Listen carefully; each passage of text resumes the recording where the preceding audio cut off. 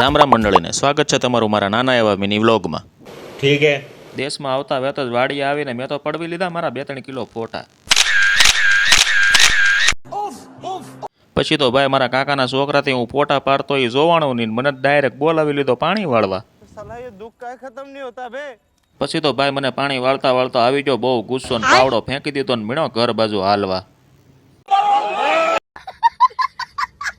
આ તો જો વળી સુરતથી 2 દિવસ લગ્ન કરવા ગામડે આવે ને એમાં પાછા મોઢે રૂમાલ બાંધે ને પાછા અમને બતાવે કે અમિતભાઈ તમારી કરતાંય રૂપાળા। अरे बाप रे, ये तो धोती खोल रहा है। વાડિયાથી પાણી વાળીને પાવડો ફગાવીને ફૂલ ગુસ્સામાં હું તો આવી ગયો મારા ઘરે। જોઈ લ્યો આવું છે કાંઈક અમારા ગરીબનું ઘર।